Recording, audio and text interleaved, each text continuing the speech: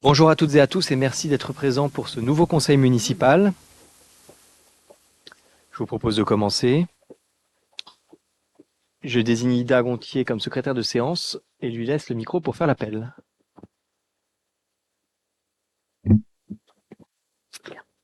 Aufrechter Fabien.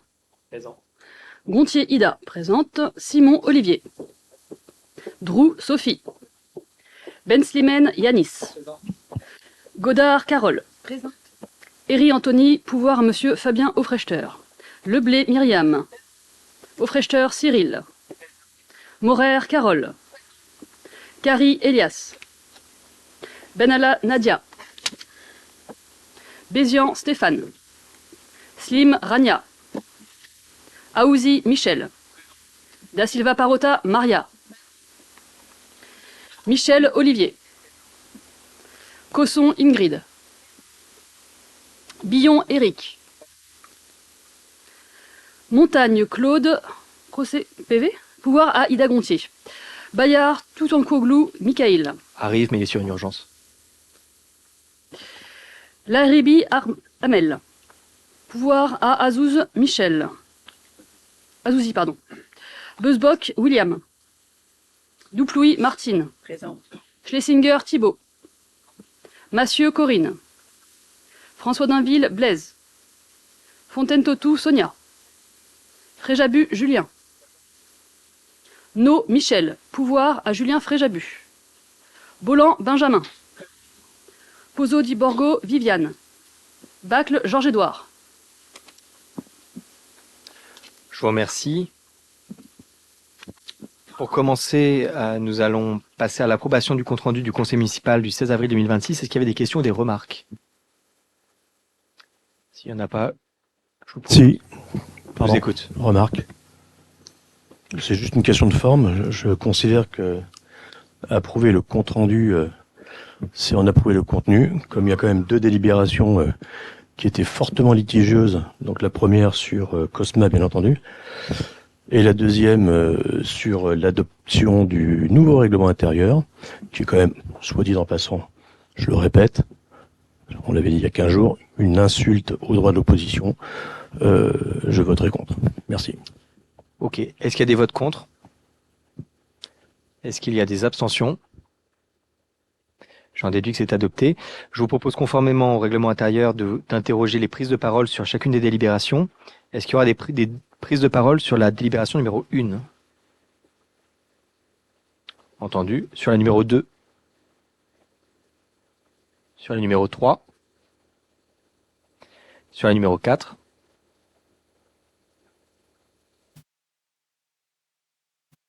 Sur la numéro 5?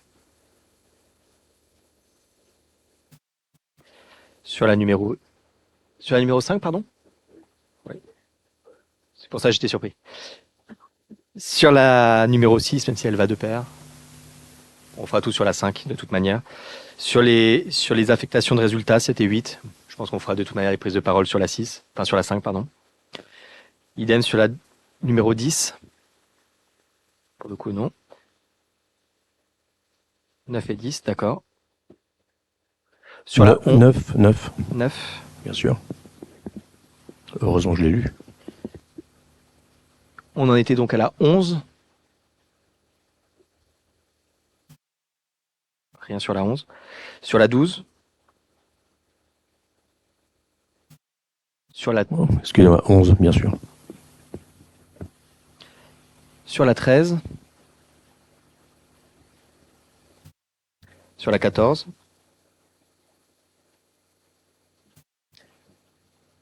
Sur la 15. Et on est bon. Je vous propose donc de commencer par la première délibération. Et je laisse la parole à Ida Gontier. Donc il s'agit ici du déclassement rétroactif de la parcelle AI 532 située rue de la Pierre. C'est un acte administratif afin de régulariser une parcelle qui n'avait pas été administrativement déclassée auprès de la mairie. Donc il y avait des questions qui avaient été posées en commission auxquelles je vais vous répondre ici. C'était savoir à quoi ça correspondait exactement. Alors selon les éléments fournis par Erilia, Cette entreprise cède 13 logements à 1001 Vie Habitat, allant du T1 au T4. Voilà. Je ne sais pas s'il y avait d'autres remarques ou questions. Merci beaucoup. Il n'y a pas de demande de prise de parole. Je vais mettre aux voix. Est-ce qu'il y a des votes contre? Des abstentions? J'en déduis que c'est adopté. On va passer à la numéro 2. Je te laisse la parole. Alors, il s'agit du conventionnement au label API qui a été attribué, le label a été attribué à la ville l'année dernière face à toutes les activités qui avaient été entreprises en faveur de la biodiversité et notamment des abeilles. Et donc, il s'agit de pouvoir signer la convention qui a été faite avec eux. Voilà, j'enchaîne sur la deuxième. Il n'y avait pas de demande de prise de parole, donc est-ce qu'il y a des oppositions? Des abstentions? C'est adopté. On passe à la numéro 3 sur le conventionnement Médor et Mistigris. Le conventionnement de Médor et Mistigris, c'est une convention qui est renouvelée chaque année et cette fois, on a essayé de simplifier la convention parce qu'elle était quadripartite et elle posait beaucoup de problèmes à chaque renouvellement puisqu'en fait, il fallait passer par la SPA, ça prenait un temps fou, l'association n'arrivait pas à avoir ses bons en temps et en heure et du coup, les chats n'étaient pas ni soignés, ni stérilisés, ni adoptés, ni quoi que ce soit, avec les aides de la commune assez régulièrement et assez facilement. Donc ce qu'on a fait, c'est qu'on a conventionné directement avec l'association en passant par des subventions. Et voilà, c'est cette convention qu'on va vous mettre au vote. Merci beaucoup. Est-ce qu'il y a des oppositions, des abstentions? J'en déduis que pour les 3 premières, nous sommes donc à l'unanimité. Passons maintenant à la délibération suivante, qui est relative à la modification de la sectorisation scolaire avec les écoles maternelles et élémentaires. Et je passe la parole à Carole Godard. Bonsoir. Effectivement, ceci concerne la modification de la sectorisation scolaire des écoles élémentaires et maternelles. Dans le contexte de l'évolution des effectifs scolaires et de l'adaptation du patrimoine scolaire communal, la ville a engagé une réflexion globale sur l'organisation des secteurs scolaires. Cette démarche a été définie après une réflexion suite à la fermeture de l'école maternelle Cosma et de ses 3 classes pour la rentrée 2026-2027.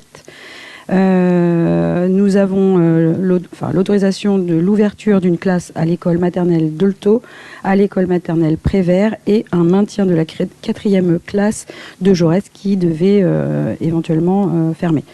L'élargissement du périmètre des écoles Dolto et Prévert s'est effectué dans notre réflexion et on note une modification du périmètre des écoles Jaurès, Chemin Vert et Olympe de Gouges. Bien évidemment, la répartition des enfants a été faite en fonction de divers critères concernant les enfants qui étaient scolarisés précédemment à Cosma.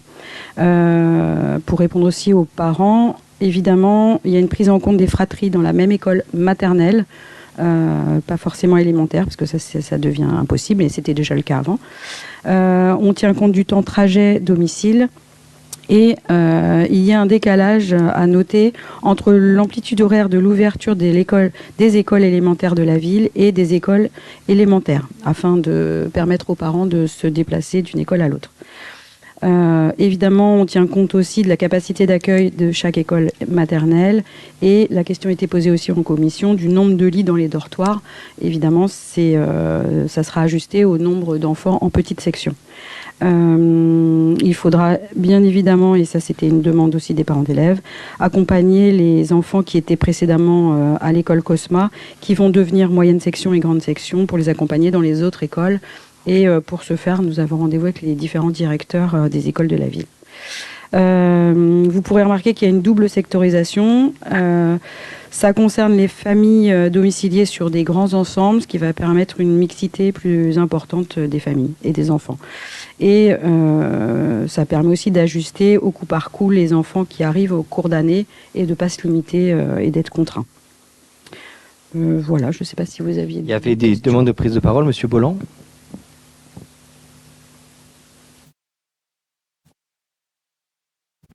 Ça marche, magnifique.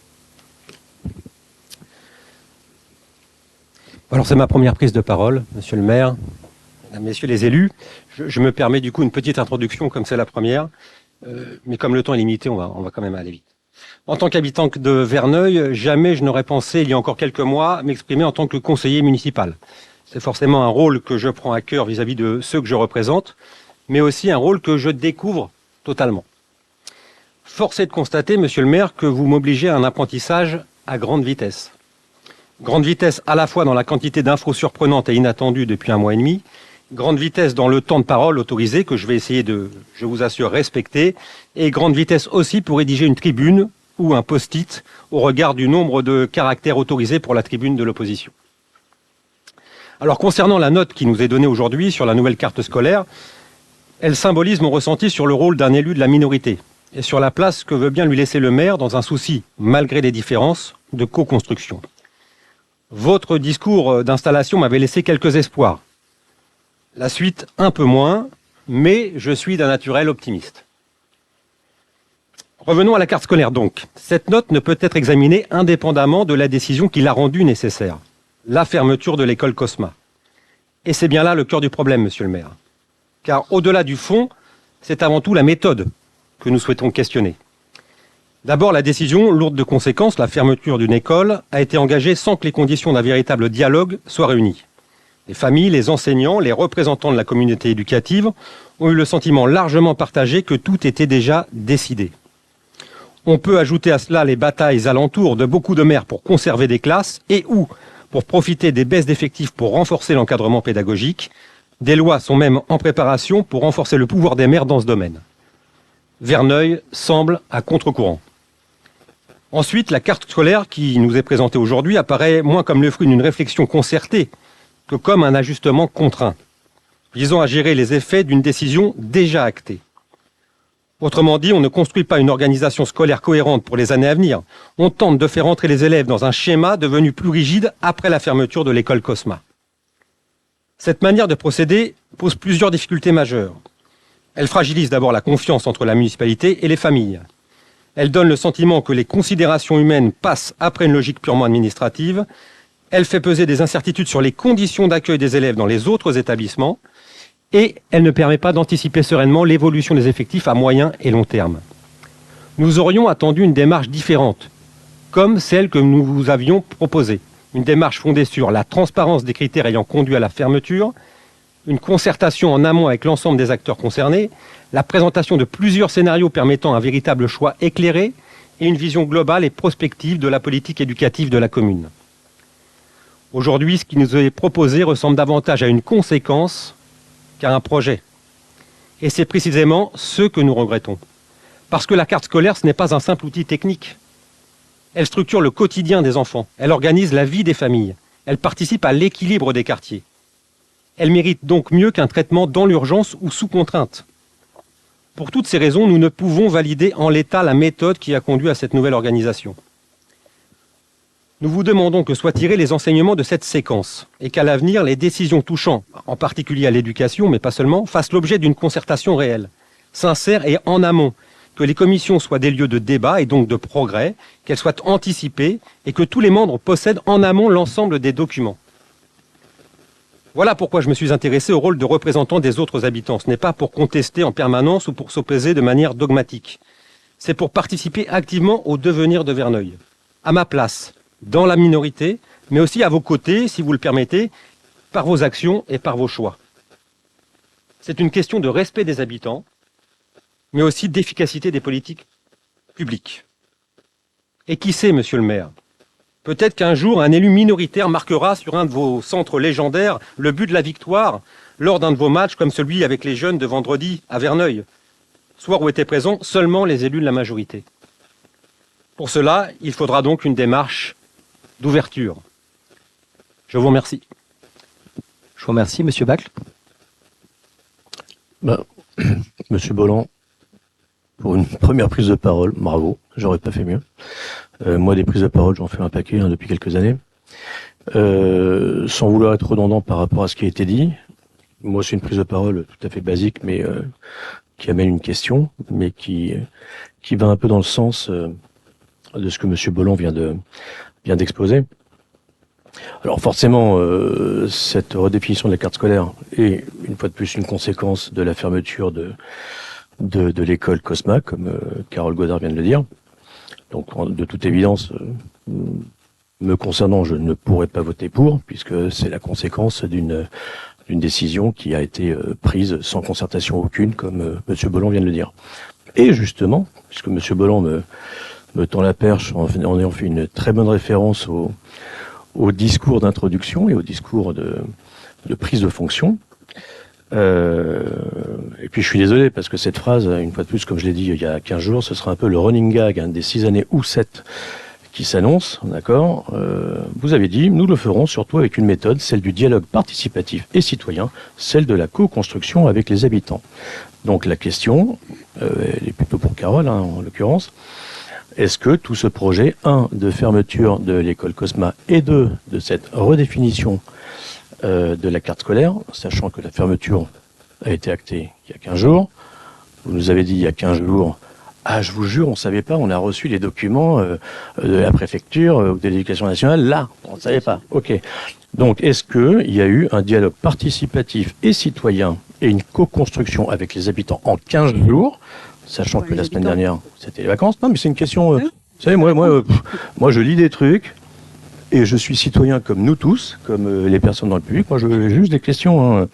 Donc, y a-t-il eu, pour cette redéfinition de la carte scolaire, dialogue participatif et citoyen et co-construction avec les habitants? C'est une question, hein, c'est pas juste une réflexion. Merci. Je peux répondre si tu veux.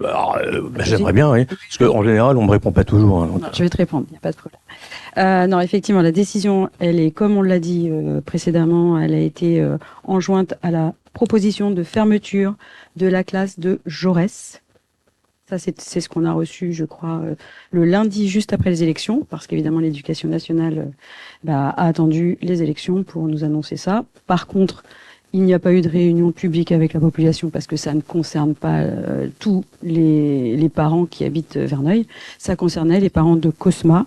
Donc, on n'a pas parlé de fermeture avec les parents de Cosma, on a parlé d'inquiétude des effectifs sur l'école Cosma depuis 6 ans que je suis adjointe à l'éducation, et non pas sur Cosma uniquement, sur Dolto, et à une période c'était Prévert, enfin, donc c'est vraiment aléatoire, on est d'accord, mais non, on n'a pas fait à part le directeur qui se pose et les enseignants également, chaque fois la question, il y a un retour des effectifs qui est fait à l'éducation nationale, et à partir de ça, à nous de prendre une décision qui a été prise après les élections. Je vais me permettre d'élaborer sur 2 aspects et pour répondre aussi à Monsieur Bolland, bien entendu. Je voudrais juste souligner qu'il ne s'agit absolument pas d'une conséquence avec cette délibération de la fermeture de Cosma. Et la meilleure preuve pour vous le démontrer, c'est que cette réorganisation de la carte scolaire était bel et bien dans notre programme. L'école Cosma et sa fermeture n'est d'une certaine manière qu'un catalyseur, et encore, puisqu'en réalité, c'est plutôt un catalyseur lié à une opportunité, comme l'a évoqué Carole à l'instant, et la fermeture de Jaurès. Maintenant, on sait très bien que la démographie, il y aura des hauts, il y aura des bas, et qu'on aura forcément, tout au long du mandat, des décisions à prendre sur nos organisations scolaires. J'en profite juste pour vous glisser que là, vous avez une délibération qui n'est pas relative qu'aux maternelles, ce qui élargit largement aussi le discours, mais également aux écoles élémentaires. L'objectif, encore une fois, n'est pas de fermer les classes comme je l'ai entendu, mais de réorganiser pour mieux enseigner. Et la meilleure preuve, c'est qu'il n'y a pas de fermeture de classe à part celle préliminaire de Jaurès, qui pour le coup n'avait pas fait l'objet vraiment de débat, mais la réorganisation et le redispatchage des 3 classes qui ne ferment pas. Pour ce qui est du dialogue, il me semble avoir quand même joué le jeu et d'avoir largement joué le jeu. J'en profite pour remercier aussi l'inspection sur les réunions que nous avons pu tenir à Cosma. Et de là à dire que ce n'était pas des réunions publiques, j'aurais aimé qu'il n'y eût que les parents de l'école Cosma, mais je crois que c'était largement élargi. Donc on ne pourra pas nous reprocher d'avoir joué le jeu. Sur cela, je vous propose de mettre la délibération aux voix. Qui est-ce qui s'oppose? Qui est-ce qui s'abstient? J'en déduis que c'est adopté, et j'en profite, si vous me permettez, pour dire que c'est une promesse tenue de notre programme. Je vous propose de passer aux délibérations suivantes, qui seront cette fois-ci financières. De manière préliminaire, ce que je vous propose pour simplifier les débats, c'est qu'on va vous faire une présentation globale sur l'ensemble de ces délibérations. On aura des prises de parole forcément dès les premières, mais vous pourrez rebondir au besoin sur les suivantes, en sachant que nous allons avoir Ingrid aux manettes, sauf pour la délibération relative aux subventions aux associations, où je laisserai la parole pour le coup à Elias. Je te laisse la main. Donc, une présentation concernant le compte financier unique de 2025 et le budget primitif 2026 pour la commune. Donc, une présentation tout d'abord générale du CFU 2025 comparé au BP 2026, une revue du BP 2026 comparée donc au CFU 2025, que ça soit en fonctionnement ou en investissement. Donc, le compte financier unique issu de la fusion des comptes de gestion et des comptes administratifs constitue la nouvelle présentation des comptes locaux pour les élus et les citoyens, généralisée par l'ordonnance numéro 2025-526 du 12 juin 2025. Il rend compte annuellement de l'exécution du budget. Il constitue l'arrêté des comptes de la collectivité à la clôture de l'exercice budgétaire et doit intervenir au plus tard le 30 juin de l'année N+1. Il retrace exclusivement les dépenses et les recettes de l'année qui sont classées selon qu'elles concernent le fonctionnement ou bien l'investissement.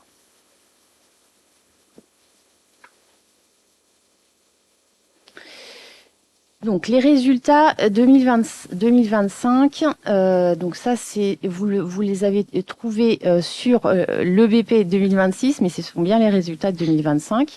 Donc en investissement, les dépenses s'élèvent à 4 470 098 04, les recettes à 3 155 911 83. L'excédent de l'année précédente, 486 057 80, ce qui fait un résultat cumulé de moins 827 128 41. En fonctionnement, les dépenses se sont élevées à 21 212 163,11 €, les recettes 21 226 317 44. Le report de l'année dernière, 2 541 549,15, ce qui fait un résultat cumulé de 2 555 703 48. En reste à réaliser, donc ça concerne la section d'investissement, en dépenses 926 710 98, en recettes 379 409 €. Donc le résultat cumulé en investissement, un besoin de financement de 1 374 430,39 et un excédent en fonctionnement de 2 555 703 48. Donc ce résultat, il faut l'affecter. Le résultat de fonctionnement, donc je le rappelle, 2 555 703 48. En réserve d'investissement pour 1 374 430,39 et en fonctionnement pour 1 181 273,09. Donc cette affectation correspond aux besoins de financement de la section d'investissement. Donc pour 2026, quelques faits significatifs. Donc c'est une année électorale, ce qui est un petit peu un impact direct sur le budget puisque c'est un budget de début de mandat avec une nouvelle équipe. L'inflation qui est faible et qui impacte les recettes fiscales. La DGF qui continue à baisser en moins 3,1%. L'augmentation de 3 points de la cotisation patronale pour la caisse de retraite des fonctionnaires, le démarrage des travaux des briques rouges qui a été financé par emprunt, l'inscription de 2 millions d'emprunts, dont un qui était déjà voté issu de 2025, l'acquisition du local de la caisse d'épargne et c'est la première année qu'on vous présente le compte financier unique tel qu'on vient de vous l'exposer. Donc le budget 2026. Donc on a des restes à réaliser, comme je vous l'ai indiqué tout à l'heure, en investissement 926 710 98 et en recettes 379 409. Le solde de la section d'investissement qui est négatif, moins 827 128,41. Des nouveaux crédits en dépenses pour 4 018 794,15, qui fait un total pour la section d'investissement de 5 772 633,74. Concernant la section de fonctionnement, donc des crédits nouveaux en dépenses pour 22 019 943 59, en recettes 20 838 670 50. On équilibre les résultats, bien sûr, de la section de fonctionnement, 1 181 273,09. Donc, un total en fonctionnement de 22 019 943,59. Donc, si on rentre dans le détail par chapitre des dépenses de fonctionnement, donc le chapitre 011, les charges à caractère général, une proposition à 5 072 792,84. Les charges de personnel, chapitre 012, 12 366 377. Les atténuations de produits, chapitre 014, 1 350. Chapitre 65, les autres charges de gestion courante, 1 864 479,60, ce qui fait un total pour les dépenses de gestion courante de 20 653 649,44 euros. Les charges financières, chapitre 66, 140 000 euros. Les charges spécifiques, chapitre 67, 2 000 euros. Les dotations aux provisions, au chapitre 68, 1 500 euros.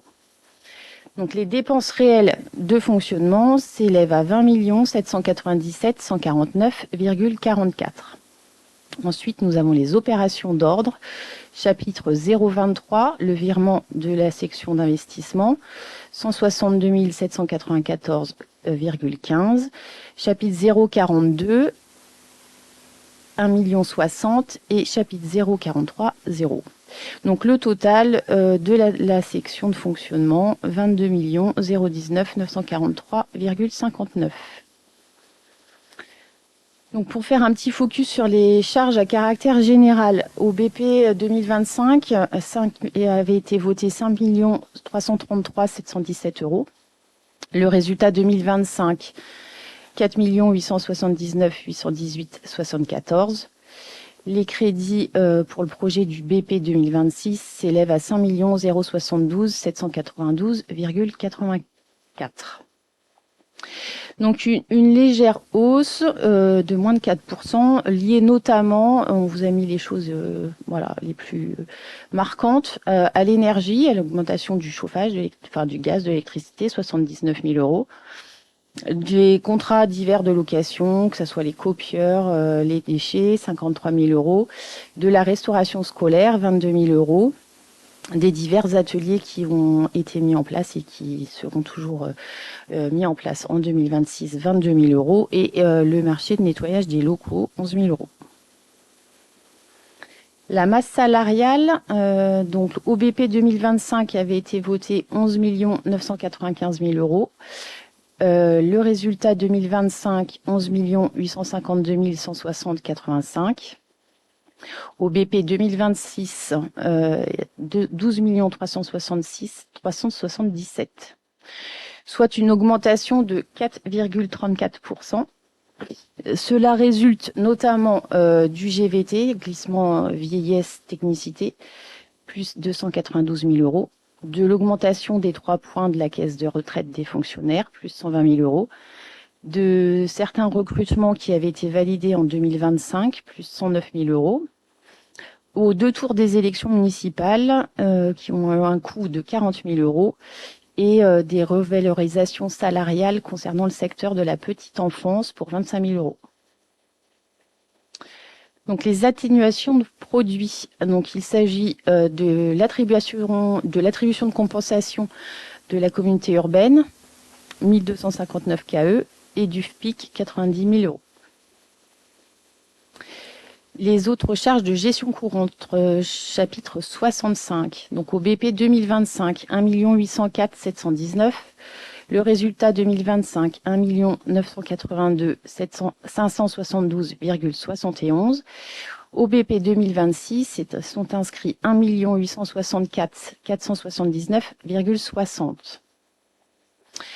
Il s'agit notamment au chapitre 65 du déficit autorisé de l'espace culturel Béjart, donc de la subvention d'équilibre en fait, de la subvention au CCS pour 613 000 euros, de la participation aux frais de scolarité, 339 000 euros, des indemnités des élus, 198 000 euros, et des subventions aux associations, 140 000 euros. Donc on passe aux recettes de fonctionnement. Chapitre 013, atténuation de charges, 115 000 euros. Chapitre 72, le produit des services, 2 13 011. Les impôts, chapitre 73, 639 000 euros. La fiscalité directe locale, au chapitre 731, 14 816 000 euros. Chapitre 74, les dotations et participations, 3 21 858 euros. Et chapitre 75, 192 301,50 euros. Donc les recettes totales en gestion courante, 20 797 170,50. Ensuite, on passe aux recettes d'ordre, donc chapitre 042, 41 500 euros, ce qui fait un total avec les résultats reportés, de 22 019 943,50. Les atténuations de charges, donc au BP 2025, étaient inscrits 117 000 euros. Le résultat 2025, 158 836,08. Au BP 2026, 115 000 euros. Donc ça, il s'agit en fait des remboursements de l'assurance du personnel, donc ça fluctue en fonction des arrêts maladie. Les produits des services, donc les produits de services représentent 10% des recettes réelles de fonctionnement.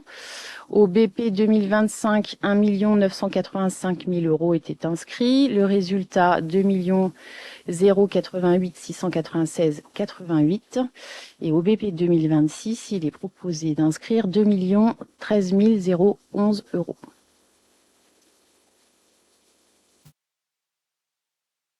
Les impôts et taxes. Donc les impôts directs, les impôts locaux directs, c'est la plus grosse recette. On a prévu plus de 115 000 euros pour 2026. Le FSRIF qui reste stable. La taxe additionnelle des droits de mutation, plus 49 000 euros. La taxe finale sur l'électricité reste stable et la DSC, enfin la dotation de solidarité communautaire, moins 10 000 euros. Donc au niveau des dotations, nous avons prévu une légère baisse sur le BP 2026. Donc il était inscrit en 2025 3 193 031. Et au résultat 2025, 3 239 895,92. Il est proposé au BP 2026, 3 021 858 euros. Donc une baisse de l'ensemble DGF, DSU, DNP, moins 51 000 euros. Les aides de la CAF en légère baisse, moins 20 000 euros. L'aide de l'État concernant les frais de scolarité reste stable. Le fonds de péréquation de la taxe professionnelle reste stable et les compensations d'exonération THTF, moins 14 000 euros. Concernant les autres produits de gestion courante, donc principalement les loyers, 152 000 euros, les redevances d'occupation du domaine public, 35 000 euros. Et d'autres produits de gestion courante qui restent à la marge. Donc au BP 2025, il était inscrit 132 500 euros. Le résultat 2025, 357 976. Et au BP 2026, 192 301,50. Donc la ville a profité de l'opportunité de pouvoir faire quelques placements, ce qui est habituellement impossible parce que c'est très encadré. Donc ces placements sur compte à terme ont permis de percevoir un produit financier de 26 000 euros sur l'année 2025. Donc on passe à la section d'investissement, les dépenses d'investissement. Chapitre 20, donc les immobilisations incorporelles, 58 000 euros. Au chapitre 204, subvention d'équipement, 1 157 000 euros. Chapitre 21, 2 198 294 15, ce qui fait un total de dépenses d'équipement de 3 413 294,15. Ensuite, on passe aux dépenses financières, donc chapitre 16, remboursement de l'emprunt, 512 000 euros, et chapitre 27, 2 000 euros. Donc 514 000 euros de dépenses financières. Ensuite, les dépenses d'ordre, chapitre 040, 41 500 et 041, 50 000. Ce qui fait un total de la section d'investissement en dépenses de 4 18 794,15.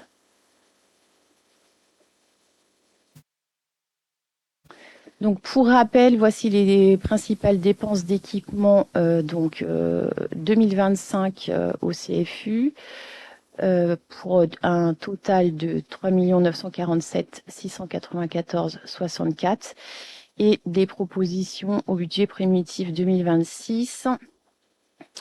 Donc les immobilisations incorporelles au chapitre 1 pour 58 000 euros. Subvention d'équipement 852 000 euros, ça correspond au briques rouges.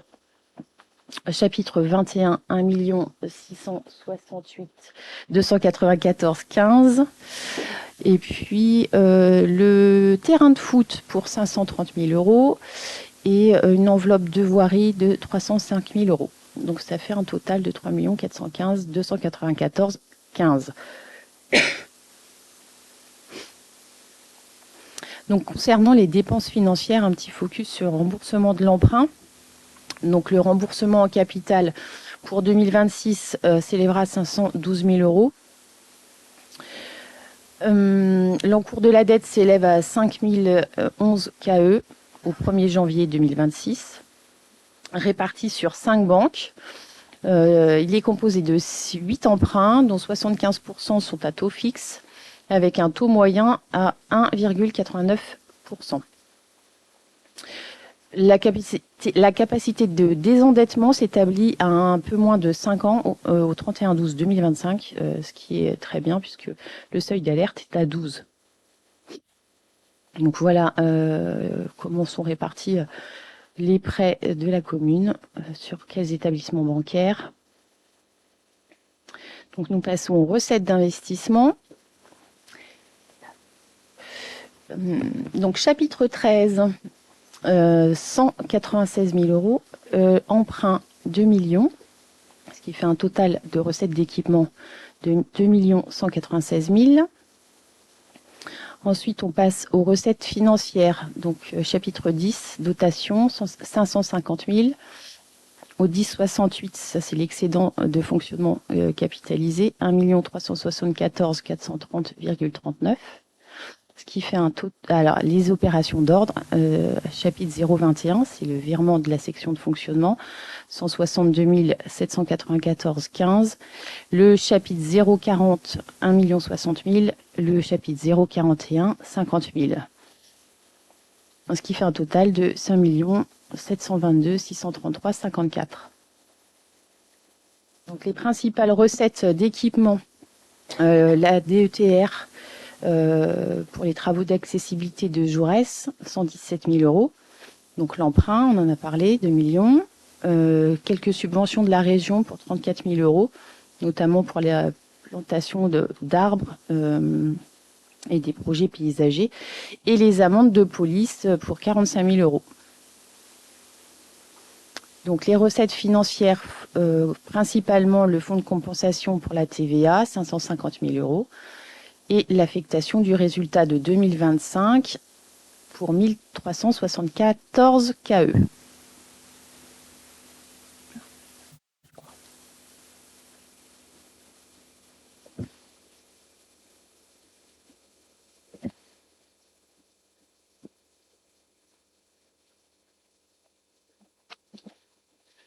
Nous avions donc des demandes de prise de parole. La première de Monsieur François Nainville.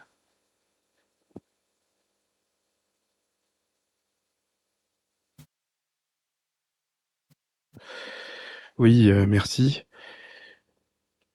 Un point qui me paraît important à noter, c'est que vous dites que vous êtes une nouvelle équipe.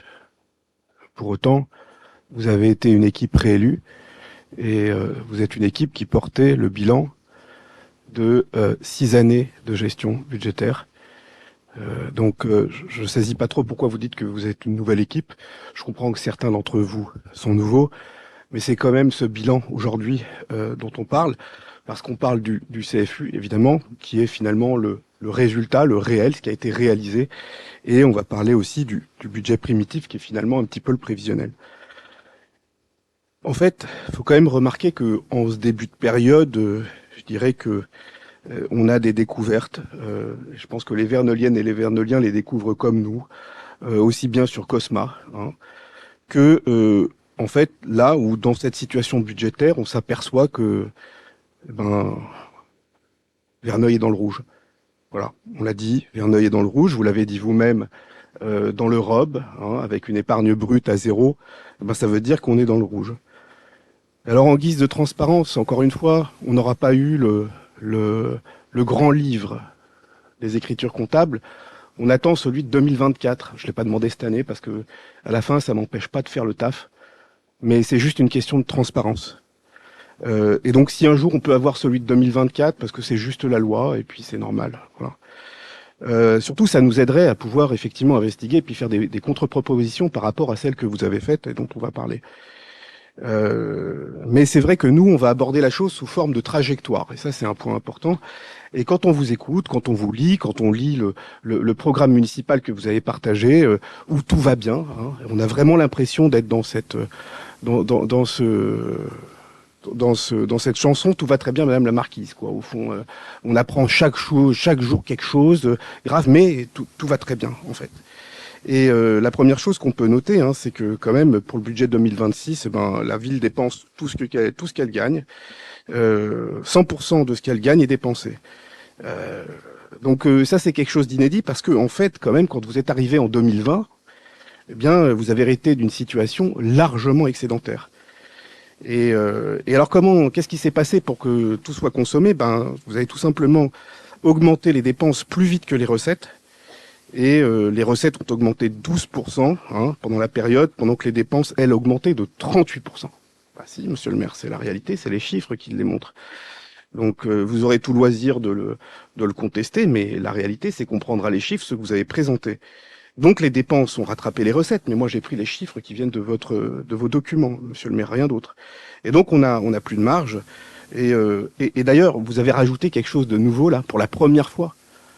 C'est-à-dire que d'habitude, quand on regarde l'épargne brute, qui est vraiment, je dirais, l'écart qu'il y a, vous avez ajouté pour la première fois les résultats de cette année. Parce que d'habitude, vous faites jamais. Et d'ailleurs, quand on prend la définition de la DGFiP, personne n'ajoute les résultats de l'année dans l'épargne brute. Parce que ce qu'on cherche à savoir dans l'épargne brute, c'est vraiment, je dirais, l'excès qui est dégagé par l'année courante. Voilà. Et donc, la conséquence, en fait, de cette évolution, de cette trajectoire, c'est que Verneuil décroche totalement par rapport aux communes voisines. Et pendant longtemps, vous nous avez dit, mais non, c'est pas vrai. La réalité, c'est qu'elle décroche parce que les autres communes, elles n'ont pas une épargne brute à 0. Vous en avez une. Alors, bien sûr, vous essayez de rajouter un truc ici, un truc à gauche, l'apprécier, mais non, en fait, la réalité, elle est là. Et donc, pourtant, vous êtes parti du même chiffre. Nous, on a parlé de 225 € par habitant. Ça, on était comme ça en 2020. Aujourd'hui, on est à 0. Donc, voilà. Donc, et les communes qui n'ont pas cette dégradation, comme nous, et pour autant, elles ont eu les mêmes problèmes que nous. L'inflation, la guerre en Ukraine, le choc énergétique. Et donc, finalement, comment Verneuil fait moins que les autres? Fait moins bien que les autres. C'est le mauvais élève de la classe. Et au fond, ça vient des choix budgétaires que vous avez faits en 6 ans. Donc les dépenses de fonctionnement se sont emballées. Elles ont augmenté de 34%. Voilà, c'est bien plus qu'ailleurs.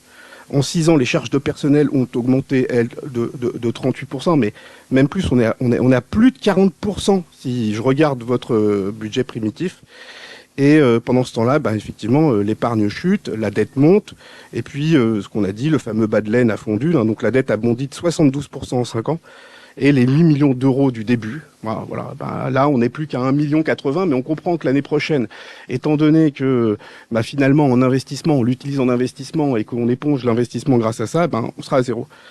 Donc finalement, en synthèse, c'est quelque chose qui est clair. On a une épargne brute à zéro, des dépenses de fonctionnement qui augmentent de 34%, une masse salariale qui augmente de plus de 40%, et 8 millions de réserves RT qui ont été consommées, la dette qui a augmenté de 72%.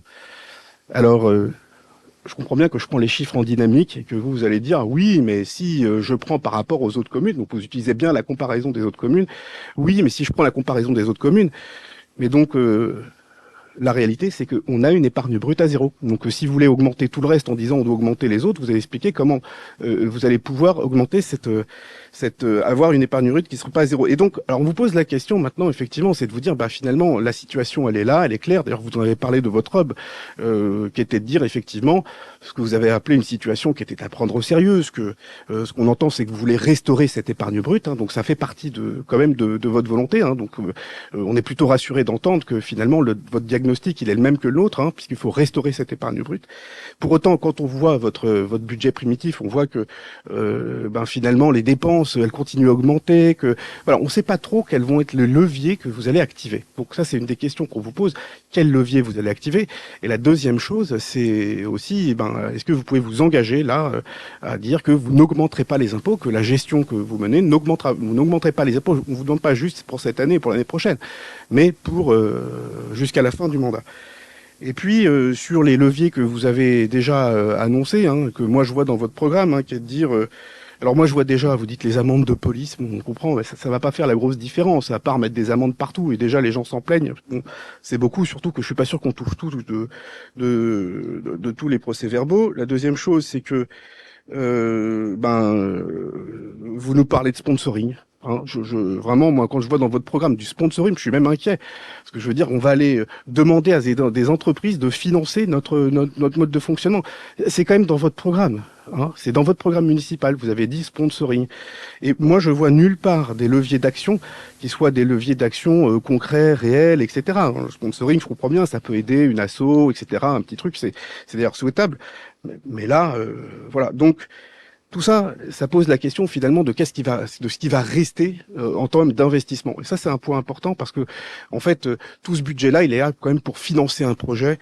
Et là, moi, quand je vois votre projet, je dis qu'il y a beaucoup de choses sur lesquelles je vois pas. Alors, c'est sûr que on aimerait bien avoir plusieurs choses sur plusieurs années, parce que voilà, juste à l'année comme ça. D'ailleurs, c'est un peu les recommandations de la M57, c'est de donner des plans pluriannuels.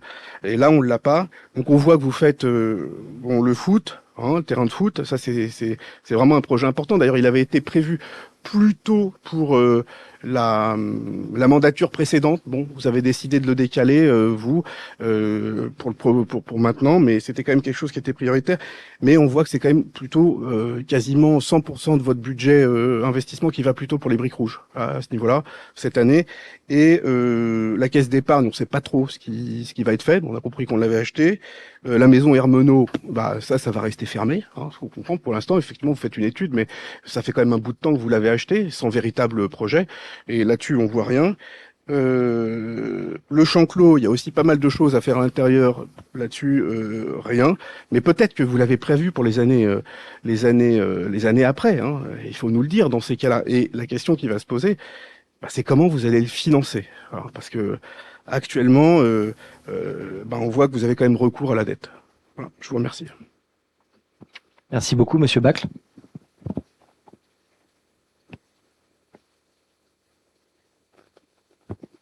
Vous voulez pas répondre à Monsieur David d'abord? Vous prenez toutes les questions.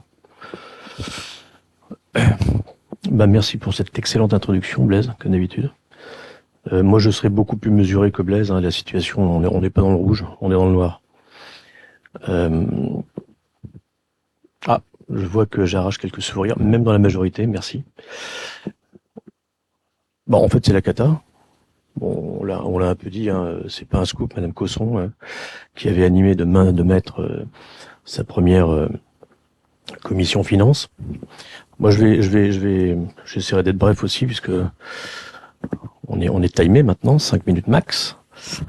Je vais juste me relire une tribune que notre groupe, lors de la précédente mandature, avait. Alors, c'est une tribune, en plus, on a eu de la chance, elle n'a pas été censurée, celle-là. C'est une tribune qui s'appelait « L'important, ce n'est pas la chute, c'est l'atterrissage ». Bon, je vais vous faire grâce de toute l'introduction, mais dans la chute, je disais, sans surprise, nous constatons que la situation des finances de la ville continue à se dégrader comme depuis le début du mandat. Les dépenses augmentent bien plus vite, 12,9%, que les recettes, 3,75%. L'épargne nette, qui représente la capacité d'une collectivité à autofinancer ses investissements futurs, est en chute libre. Et ensuite, dans le bloc atterrissage, nous rédigions, les choix opérés par l'actuelle majorité font courir des risques majeurs sur la stabilité financière de notre commune. À terme, il n'y aura d'autre issue qu'une hausse substantielle des impôts ou le recours à l'endettement. Et je m'étais égaré dans une petite blagounette référence à Jurassic Park, pour ceux qui se souviennent du Jurassic Park 1, avec le philanthrope américain barbu qui s'appelait John Hammond, qui disait « J'ai dépensé sans compter ». Je ne sais pas si vous vous en souvenez. Moi, je m'en souviens. Je l'ai vu un certain nombre de fois. Donc, pour ceux qui n'étaient pas là lors de la précédente mandature, et Dieu sait si vous êtes nombreux, cette tribune, elle était rédigée sur le journal de la ville en mai 2023. Mai 2023. Donc, en fait, la chute libre, elle était déjà entamée. Hein. Donc, moi, je vais un peu abonder dans ce que vient de dire Monsieur Dainville. Le document qui est vraiment intéressant, parce que c'est vrai que j'en ai été fait part lors de la commission finance, et d'ailleurs on a vu des réponses plutôt très circonstanciées de la part de Madame Franc. C'est vrai que c'est un peu perturbant d'avoir un CFU, c'est-à-dire qu'en fait avant on avait, vous êtes d'accord, Fabien ? Avant on avait compte administratif, compte de gestion, et là paf, comme un cheveu dans la soupe. Qu'est-ce que c'est que le CFU ? Donc on retrouve pas forcément nos petits, vous êtes d'accord ? On s'en était fait l'écho, je pense qu'on était d'accord avec Blaise et Julien qui étaient là. Mais bon, on essaie quand même de reconstituer, de retrouver nos petits. Donc j'ai regardé, j'ai pris mes loupes, voilà. Et en fait, le document qui est très intéressant, en fait, c'est pas tant le document qui sert de support à la délibération numéro 5 sur le CFU, mais c'est le document qui sert de support, je crois, à la délibération numéro 7, à savoir de l'affectation du résultat. Si vous l'avez, pour ceux que ça intéresse, moi ça m'intéresse, hein, je ne sais pas si les autres représentants des Vernoliens ça les intéresse, mais je vous invite à l'ouvrir, puisque c'est l'affectation des résultats. Et donc là, on a réellement l'atterrissage du compte financier unique, donc on l'appelait avant, qu'il y a une sorte de melting pot du compte administratif et du compte de gestion, on va dire. Et donc en 2025, les dépenses étaient de 21 212 000, les recettes de 21 226 000. Donc en fait, la réalité du résultat de l'exercice, tenez-vous bien, était de 14 154 €. Ça, c'était le résultat réel de l'exercice. Alors effectivement, derrière, on réintègre les résultats antérieurs pour essayer d'avoir un chiffre cache-misère. Mais bon, ça, c'est la comptabilité publique qui veut ça. Où effectivement, on a un résultat de clôture de 2 555 000, soit. Mais la réalité pour 2025, recettes 21 226 000, dépenses 21 212 000, résultat 14 000 €. Donc c'est ce qui me laisse dire, je bois un peu, je parle trop. Qu'en fait, non, on n'est pas dans le rouge, on est dans le noir. Voilà. Bon, on va pas refaire le leitmotiv de certaines dépenses qui ont augmenté. Maintenant, moi, je me suis quand même assez intéressé à ce qui nous a été présenté. Pour mémoire, la masse salariale, donc salaire plus charge, était de 8,5 millions d'euros en 2020. Au budget 2026, elle passe à 12,37 millions d'euros. Pour l'effort en maths, c'est 45,5% d'augmentation. 45,5% d'augmentation. Pour, je sais pas, Blaise, un différentiel en équivalent temps plein d'une vingtaine de personnes, c'est ça, à peu près? Bon, 45,5%. Alors effectivement, dans son exposé, Madame Cosson nous a expliqué un certain nombre d'éléments, mais passer de 8,5 millions de masse salariale à 12,36 millions d'euros en 6 ans, 45,5%. Alors, à titre personnel, je dis c'est une sacrée performance. Voilà. Je sais pas ce qui explique tout ça.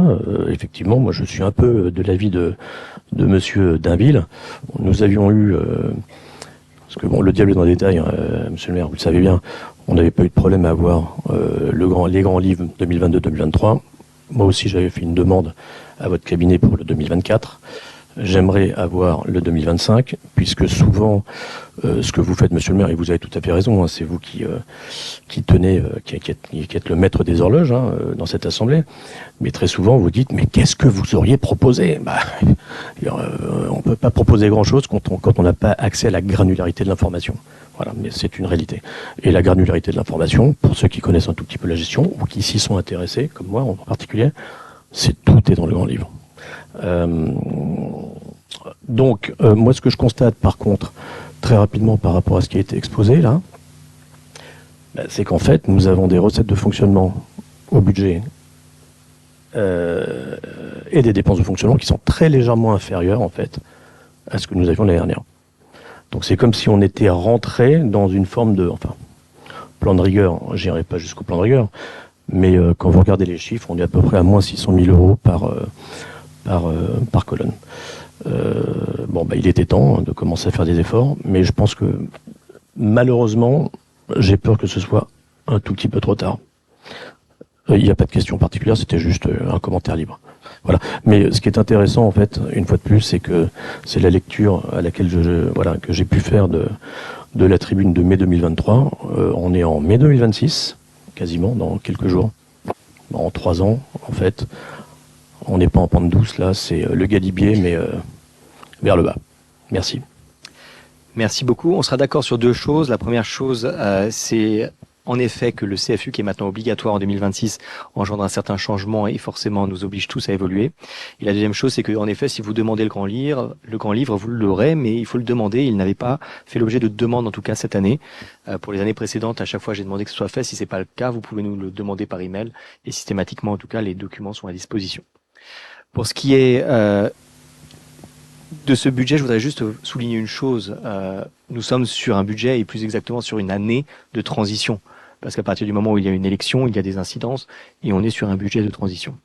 Pour autant, je voudrais juste rappeler une chose. Évidemment, on peut faire tous les comparatifs avec les villes de même strate, avec les villes du secteur, avec l'ensemble des chiffres existants sur les budgets de toutes les villes de France. Mais un chiffre ne vaut rien lorsqu'il n'est pas raccroché à du concret, à du réel. Puisque vous parliez de l'état et de la trajectoire de 2020 à aujourd'hui, je voudrais ainsi juste vous rappeler qu'en 2020, nouséritions d'un boulet, à savoir une situation de nos bâtiments catastrophique. Souvenez-vous, à la sortie du Covid, alors qu'à Poissy, nous avons un gymnase qui s'écroule et un mur qui engendre malheureusement une situation horrible, à Verneuil, je me retrouve obligé de fermer le gymnase Pons pour des gros travaux, parce que nous découvrons petit à petit que tout notre patrimoine bâtimentaire doit faire l'objet de gros travaux. La couverture en dessus de votre tête, la couverture de Coubertin, les travaux à Pons, à chaque fois vous me ressassez, monsieur Dainville, qu'il y avait, je ne sais pas où, de l'argent caché sous le matelas lorsque nous sommes arrivés. Je voulais toujours rappeler, il n'y avait pas que une cassette, il y avait tout un film à découvrir avec. Et pour le coup, évidemment que vous pouvez faire la comparaison avec toutes les communes, mais il y a bien peu de communes qui avaient un patrimoine bâti et plus globalement un patrimoine tout court. Je pense aussi à nos écoles. Souvenez-vous au moment du Covid, ce qui s'était passé à Chemin Vert. Souvenez-vous ce qui s'était passé également à Jean Jaurès. Des situations que nous avons dû redresser et je ne regretterai pas un seul instant chacune des décisions qui nous ont permis d'améliorer le quotidien des habitants. L'argent, il n'est rien tant qu'il est dans les comptes. Il devient concret lorsqu'il est au service des habitants. Vous avez dit ainsi que nous étions les mauvais élèves. Moi, je tiens à vous rappeler que pour autant, il me semble au contraire que nous avons des réalisations, du concret.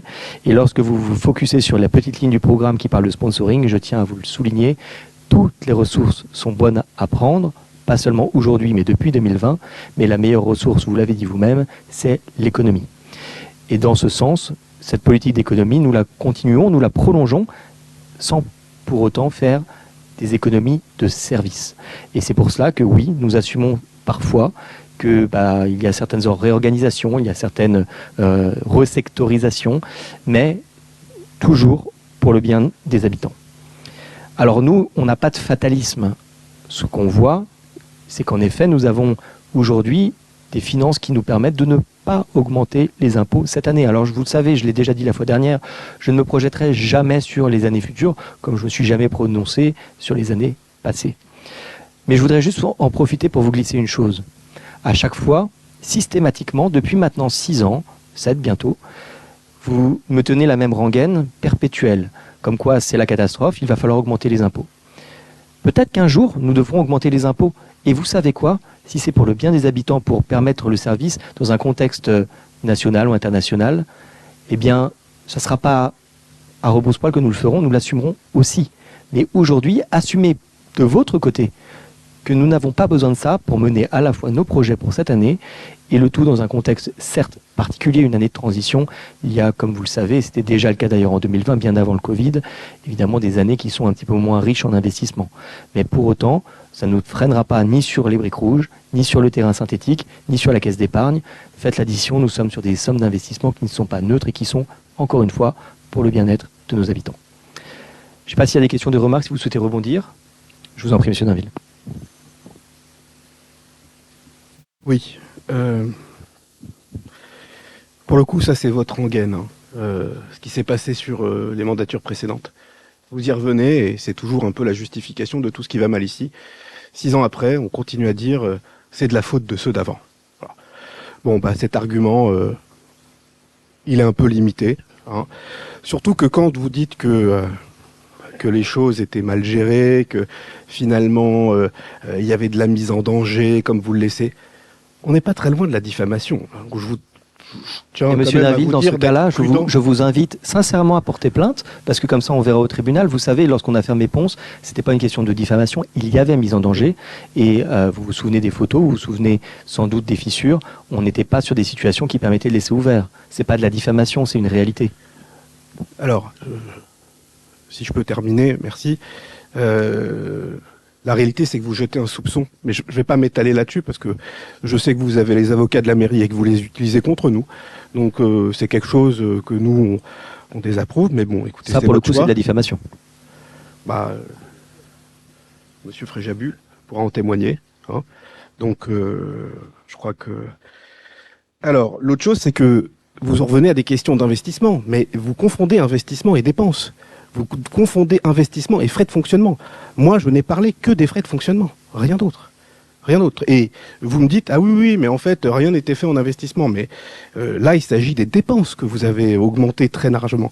Et puis, si vous voulez rentrer dans ce genre d'argument, moi, quand je suis venu ici, en fait, à Béjar, et ben, en fait, quand je marche, les marches, quand je veux monter l'escalier, les marches, elles sont cassées. Il y a même un plot, etc. Donc, si vous voulez, je pense que finalement, alors j'ai une bonne nouvelle à vous annoncer. C'est premièrement, les marches, elles sont prévues justement au budget qu'on va voter. Et deuxièmement, si vous n'avez à voir dans la ville que les marches, je crois que nous avons une ville bien tenue. Et j'en profite pour remercier les services. Oui, écoutez, vous aimez bien donner des leçons. En tout cas, vous faites pas mieux, c'est sûr. Et puis l'autre chose, c'est que vous dites que en fait, vous avez fait des économies. Mais en 5 ans, quelles économies vous avez fait? On n'a rien vu. Moi, je trouve ça fou de dire on a fait plein d'économies. Moi, je les ai pas vues. Quand on voit votre budget, on ne voit aucune économie. Donc, il y a des réorganisations, il y a des choses, hein, voilà. Mais il y a aucune économie qui se voit. Voilà. C'est donc là-dessus, moi, voilà. Et donc après, bah, sur la question des impôts, écoutez, ce qu'on comprend, c'est que vous serez prêt à les monter. Voilà, bah, c'est une différence entre vous et nous, que nous, on pense que les impôts, ils doivent pas être augmentés quoi qu'il arrive, et qu'il faut être prudent dans la gestion, et au moins, bah, on aura une différence. Voilà. Ça sera une sur le différence fond, entre ceux qui sont aux affaires et ceux qui ne le sont pas. Mais vous interrompez toujours, je peux pas finir ma phrase. Voilà, donc, et je termine sur un point, c'est que moi, j'ai demandé le grand livre en 2024.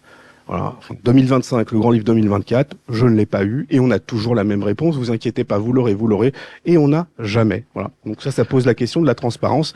Si en 2 ans vous n'avez pas fait de relance, je suis un peu désolé. Pour le coup, vous n'avez pas en tout cas demandé quoi que ce soit depuis la nouvelle élection. Je vous en prie, si vous le souhaitez, vous contactez les services. Ça va pas passer par moi. Je vais pas faire de la censure sur le grand livre. Si vous avez envie de dépioter les milliers de pages qu'il compose, par contre, gardez en tête que ça va occuper aussi nos services parce qu'à chaque fois que nous devons présenter le grand livre, certes, c'est sans doute passionnant à lire, mais par contre, c'est des heures de travail pour les services. Ce qu'on comprend, c'est que ça vous gêne qu'on l'ait. Ah non, pas vraiment. Si vous en faites la demande, vous l'aurez. Donnez-le sans qu'on ait besoin de relancer 150 fois. Vous avez fait aucune demande cette année. C'est faux, monsieur le maire, mais je l'ai fait en 2025. Moi, j'ai pas de temps, si vous voulez, j'ai pas de temps à balancer 50 mails par jour. Enfin, j'ai une vie à côté, etc. Donc voilà, si vous avez envie de nous donner le document qu'on vous a demandé il y a 1 an, vous nous le donnez, on vous le rappelle à chaque fois dans les commissions. voilà, je vais pas vous réécrire 150 mails avec un accusé de réception, écrire au préfet, etc. Faites comme Ouais, vous voulez. C'est comme vous le voilà. souhaitez de toute manière. Vous savez, encore une fois, je ne vais pas, moi, encore m'immiscer sur les sujets de documents. Quand il y a des demandes de documents, je dis toujours let's go. Si vous les avez pas, vous faites une relance où vous allez voir les directeurs. Vous avez des commissions où vous êtes présents, vous en faites la demande. Si vous ne faites pas la demande, venez pas me voir 2 ans plus tard pour me dire que vous n'avez pas eu un document. Refaites la demande avec les documents à jour et on vous les aurez, il n'y a pas de sujet. Malheureusement, vous découvrirez qu'il n'y a pas vraiment de nouveau. Et si vous avez les détails et l'envie de tout décortiquer, je vous en prie, il n'y a aucun souci. La réalité, c'est que nous n'avons rien à cacher, que la transparence reste une clé de voûte et que nous avons d'ailleurs répondu à toutes vos questions, y compris en commission. Donc, le cas échéant, dont acte. Je vais simplement profiter pour vous glisser une chose. Il n'y a pas de demande de prise de parole sur la délibération suivante. Vous savez que la spécificité du CFU, contrairement aux années passées, c'est que, vous vous souvenez, l'année passée, nous avions le CA durant lequel le maire devait sortir. Comme le CA maintenant est fusionné dans le CFU, je vais sortir sur les 2 délibérations suivantes et laisser Ida Gontier, donc ma première adjointe, les mettre au vote.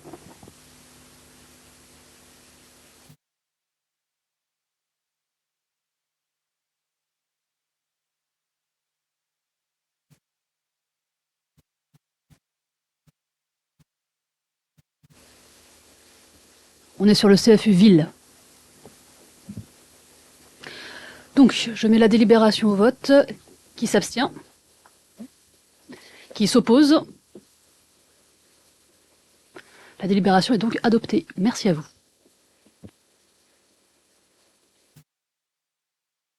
Venir.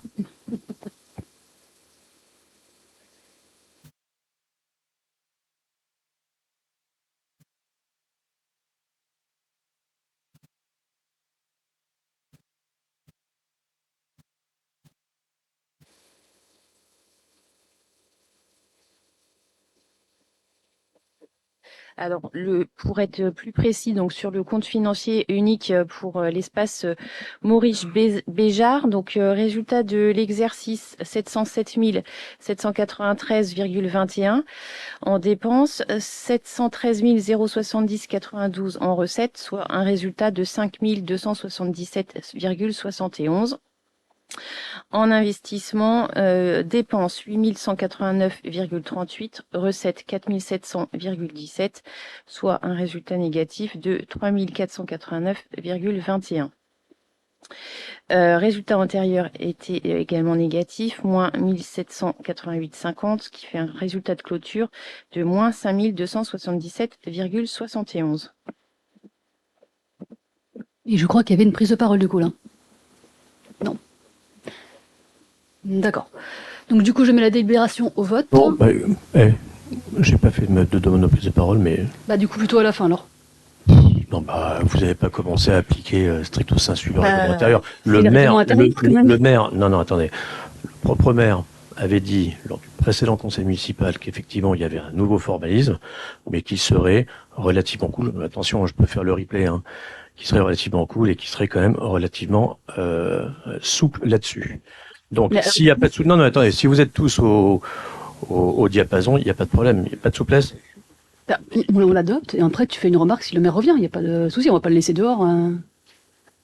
Il y a eu le temps d'aller aux toilettes, hein. Moi, j'aimerais y aller dehors. C'est juste une question toute bête. Bah, du coup, elle peut attendre tout à l'heure. Non, parce que dans le feu de l'action, c'est mieux si elle est posée Pose la maintenant. question et puis après. Merci, Ida. Merci. Non, c'est juste pour éclairer les 36 Vernoliens qui nous regardent en live et les quelques-uns qui sont dans la salle. Il faut juste prendre en compte, Madame Cosson, que le résultat, il tient compte aussi de la quote-part de financement, d'accord, qui est à peu près de, pas tout à fait la moitié, mais 40%, c'est ça? Oui? Ok, c'est tout. Donc je mets la délibération au vote. Qui s'abstient? Qui s'oppose? La délibération est donc adoptée. Et cette fois, le maire peut revenir.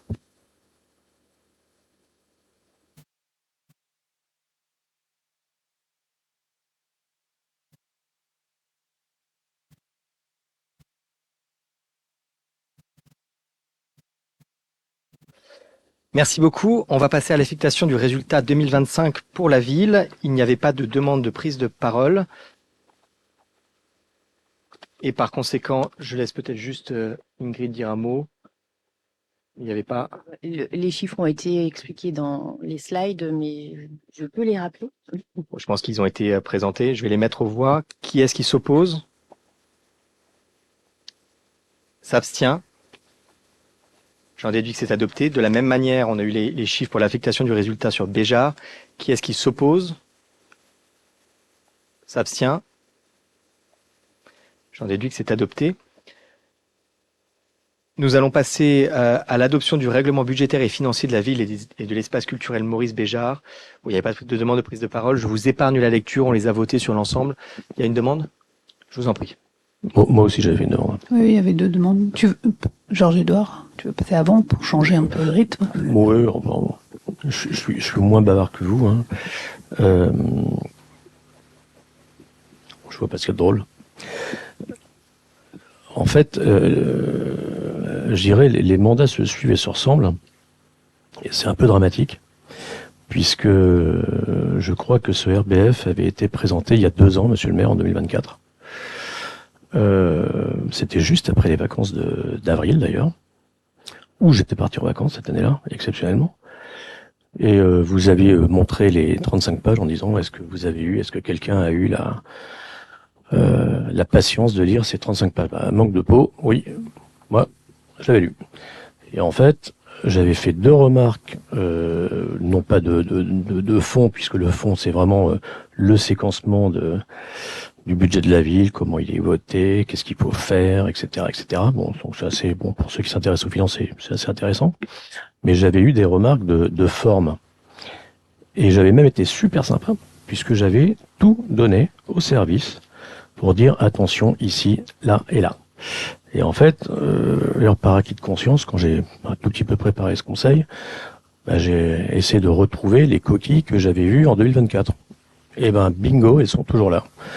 C'est-à-dire que sur le règlement budgétaire et financier de la ville, donc on est bien sur une commune, à 7 reprises on parle du syndicat, et à 2 reprises on parle du président, et non pas du maire. Et en fait, bizarrement, c'est exactement le même qui nous avait été présenté. Et bon, cette fois-ci, je peux le dire parce que je m'étais bien gardé de le dire il y a 2 ans. En fait, c'est une copie du RBF du Civucop. Voilà. Et bon, il y a eu un malheureux dans le contrôle H, pour ceux qui connaissent les raccourcis clavier, recherche et remplacer. Mairie ou commune devait être changée par syndicat ou le contraire. Donc en fait, une fois de plus, c'est exactement. Moi, j'ai l'impression de me répéter tous les ans ou tous les 2 ans en l'occurrence. Et en fait, vous nous demandez de manière solennelle d'approuver un document qui est un peu le document qui va régir l'ensemble des règles financières pour les 6 ou 7 prochaines années. Et une fois de plus, alors je pense que je sais pas si d'autres l'ont remarqué. Mais moi, je vous invite à le lire pour ceux qui ne l'ont pas lu. Mais on parle à 7 reprises de syndicat et à 2 reprises de président. Donc, qui c'est le président d'une mairie? Je sais pas. Merci beaucoup. Non, mais c'est important. Enfin, non, mais si la politique de la ville est jugée à l'aune des coquilles des agents, c'est un peu dommage. Ouais, alors je vais vous dire ce qui est dommage. Ce qui est dommage, c'est que. Et vous pouvez leur dire en commission. Ah, c'est à ça que ça sert. Non.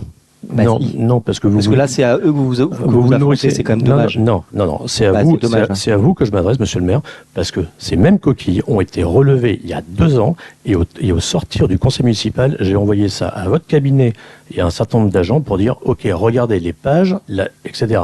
Et je constate juste que vous nous demandez à nous, élus de cette ville, de valider des documents, ok, ou la forme même du document. Moi, je peux pas décemment voter sur un document qui est truffé de coquilles. Et c'est systématique depuis le début, enfin du premier mandat. Il y a des coquilles absolument partout. Donc je ne sais pas qui relie. Ok, je suis pas en train d'attaquer les agents parce que votre rengaine. Vous imaginez évidemment pas que ce sont les élus qui ont écrit le règlement. Non, mais il faudrait bien les relire. Et c'est moi qui les relis ces documents. Eh bien, excusez-moi, c'est ça que ça les commissions. Pour le coup. Oui. Et s'il y a des coquilles, elles seront corrigées, évidemment. Mais de là à en faire une affaire en conseil municipal, je trouve ça un peu dommage. Ça ne veut pas dire que c'est normal. Moi, je trouve ça dommage que vous releviez ça, et je trouve ça dommage que ce n'ait pas été corrigé il y a 2 ans. C'est tout. C'est ça qui est dommage. Je partage votre côté dommage. Merci. Voilà. Il y avait une deuxième demande de prise de parole. Oui, alors on avait relevé les mêmes coquilles et je pense que c'est important pour la validité juridique du document en fait. C'est plus pour ça plutôt que pour compter les points. Nous on a une question, alors on l'a pas posée en commission parce que c'est un sujet de transparence. Je vous cite, vous avez parlé de la transparence est une clé de voûte. La question, c'est pourquoi ne pas mettre en place les APCP, alors pour ceux qui nous regardent, autorisation de programme et crédit de paiement, au moins sur les opérations structurantes du mandat. Pour rappel, c'est fortement recommandé pour les communes de plus de 3500 habitants. Pour expliquer un petit peu ce que c'est, autorisation de programme, c'est l'enveloppe globale qu'on va avoir sur un projet de manière pluriannuelle. Alors que les crédits de paiement, c'est ce qu'on va mettre au budget chaque année.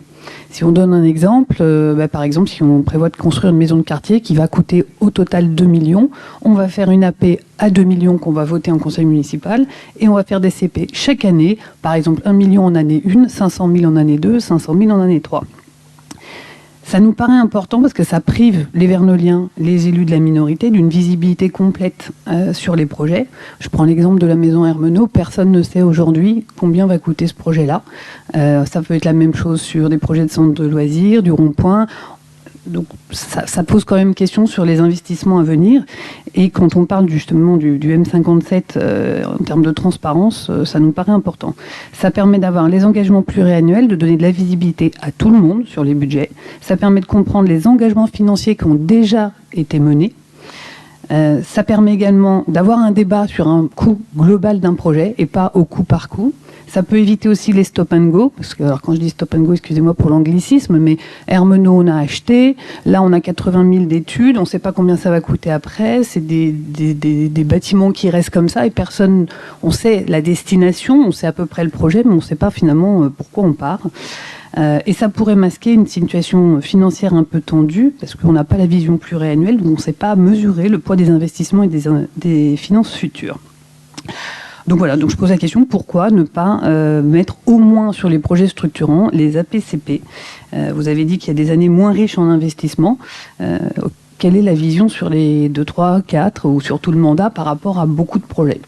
Merci. Tout simplement, nous sommes 4 semaines après les élections. Il faut plus que 4 semaines pour pouvoir monter une PPI avec les élus, PPI, plan pluriannuel d'investissement.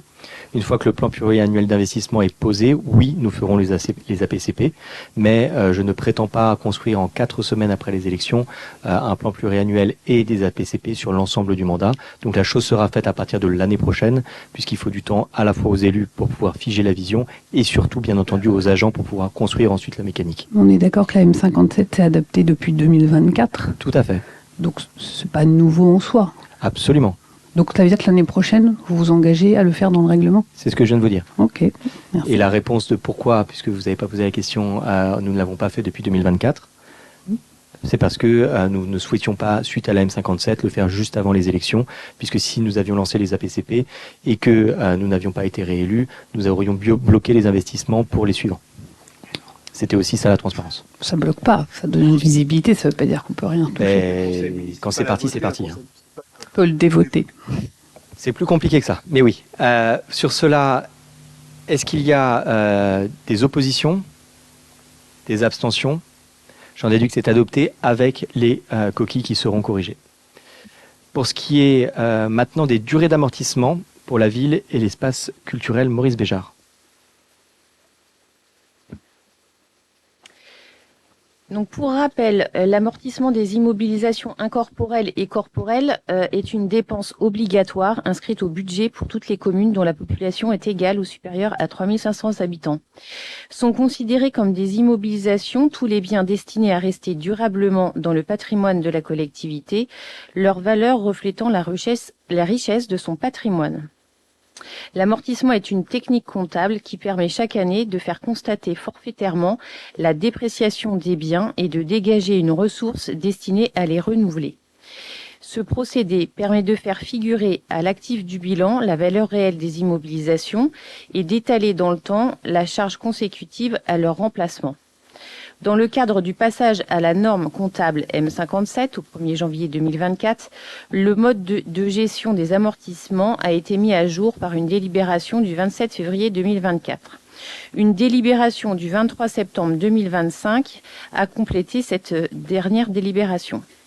Le champ d'application est défini par l'article R 2321-1 du Code général des collectivités territoriales qui fixe les règles applicables aux amortissements des communes.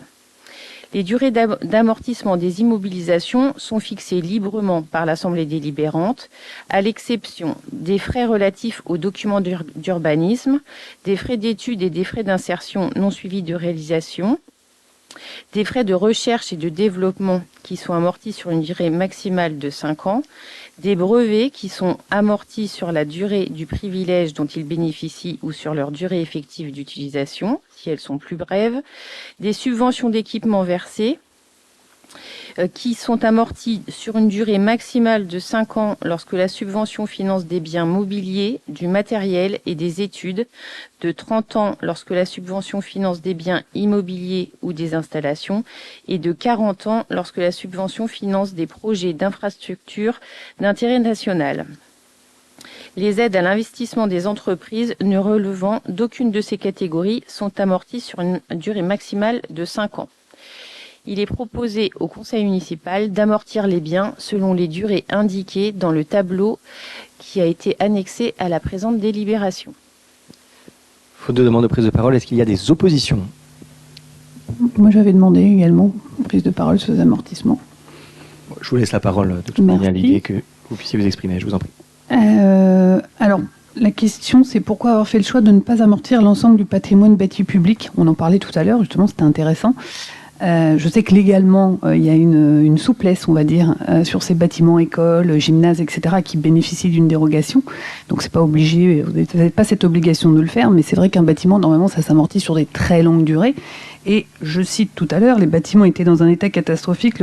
Le patrimoine bâtimentaire devait faire l'objet de gros travaux. Amortir, ça permet d'anticiper, ça permet de savoir quelle est la valeur réelle du patrimoine. Donc, c'est assez surprenant que vous ne prévoyez pas de mettre des amortissements sur ces sujets-là. Alors c'est vrai que ça impacte les dépenses de fonctionnement. Peut-être que c'est lié vu l'état de la situation. Voilà, donc je pose la question sur pourquoi ce choix. Pour moi, l'amortissement, il est lié à justement lorsqu'il y a des besoins de rénovation, et en cela, ils sont déjà amortis en fait. Après, au cas par cas, les bâtiments sont étudiés par les services techniques, et je vous laisserai voir en commission si vous avez des questions plus spécifiques, mais j'aurai pas forcément les réponses techniques là-dessus. Je pense que quand vous construisez, vous commencez à amortir, donc il n'y a pas de... J'en profite pour signaler une coquille aussi, et c'est pas le jeu des coquilles, sur les amortissements des faibles valeurs. Vous avez mis dans un document 150 ou dans un autre 500. Donc c'est pas le sujet de 550 ou 500, mais mettre la même chose. Je ferai vérifier la chose, mais il y a aussi certains bâtiments où légalement on n'a pas le droit de les amortir, donc c'est un peu plus compliqué, la technique m'échappera ce soir. Sur ce sujet, est-ce qu'il y a des oppositions? Des abstentions? J'en déduis que c'est adopté.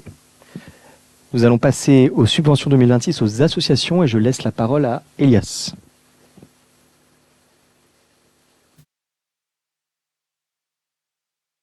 Ouais.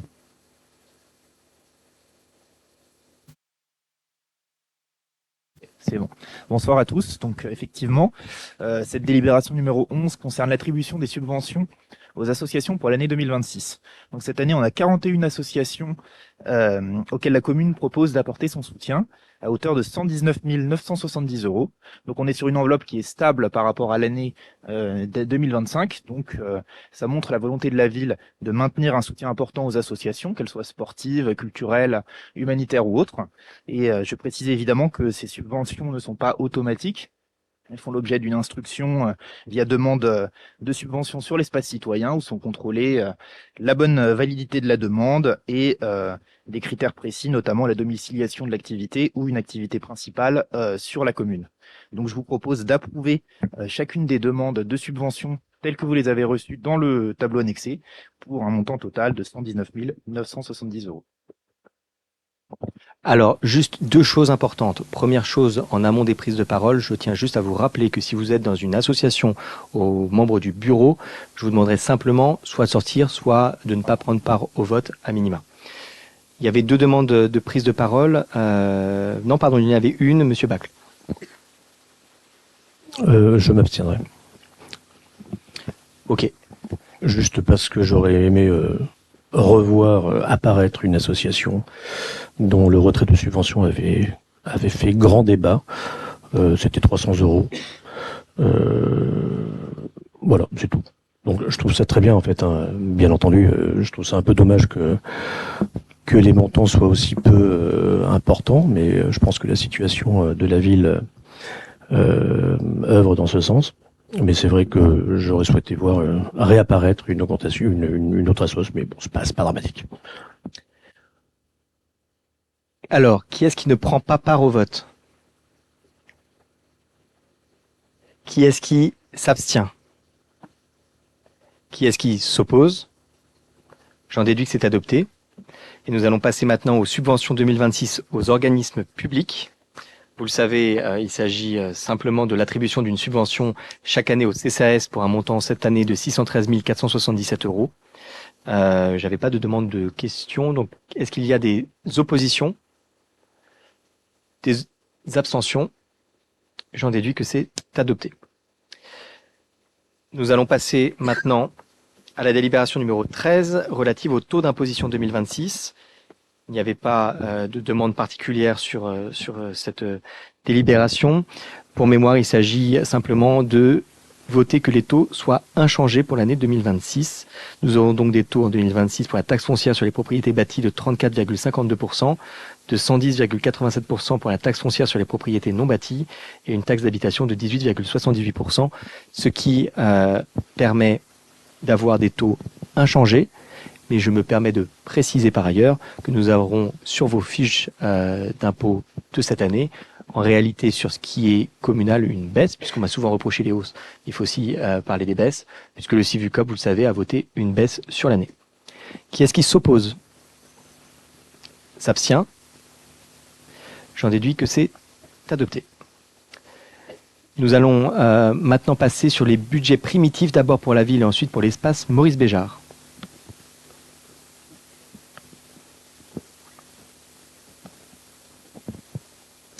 Donc, budget primitif 2026 pour la ville.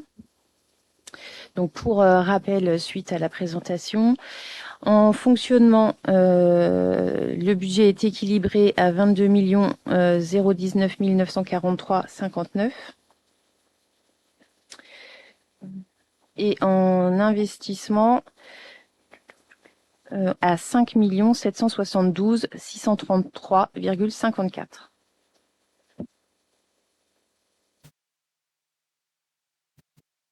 J'avais sur cette délibération une demande de prise de parole de monsieur Blaise-François Dainville.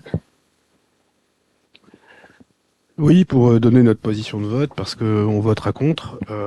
Nos échanges ont montré que la trajectoire, la dégradation de la situation budgétaire de Verneuil est réelle. Hein. D'ailleurs, vous la contestez pas, donc finalement, vous trouvez des justifications, mais elle est réelle. Donc ça, c'est un point qui est important. Que nous, on pense pas qu'elle soit le fait de la majorité précédente, bien au contraire. Hein. On pense que ça relève de vos choix de gestion, notamment en matière de fonctionnement. Et ça, c'est un point qui est important. Et que vous êtes d'accord pour dire qu'il faut restaurer cette épargne brute. C'était justement les échanges qu'on avait en commission. Et que nous, dans ce qu'on voit dans votre budget, on ne voit pas les leviers que vous proposez justement pour restaurer cette épargne brute. Et donc, on est d'accord sur le diagnostic, sur le constat, peut-être pas sur les explications, ça c'est sûr. Par contre, sur la mise en œuvre, les choix, les leviers, on les voit pas non plus, donc on votera contre. Entendu. De toute manière, si on ne fait rien, c'est sûr que ça ne coûte rien, mais en l'occurrence, nous souhaitons un mandat de projet et nous l'assumons. Je tiens juste également à rappeler et à en profiter, puisque je vois qu'il y a eu quelques questions. Vous dites que vous ne voyez pas les économies. J'en profite simplement pour vous en montrer une devant vos yeux et en profiter pour saluer nos services, puisque par exemple, les retransmissions maintenant sont faites en régie. Ça demande de la formation, ça demande du temps, mais c'est une bonne occasion de valoriser nos agents, même si évidemment c'est peut-être pas de la qualité qu'on a pu avoir sur les mandats précédents. Ça fonctionne, la preuve étant que nous avons pas mal de retours sur les chats. Est-ce qu'il y a des oppositions? des abstentions. J'en déduis que c'est adopté. Nous allons faire la même chose pour Béjar.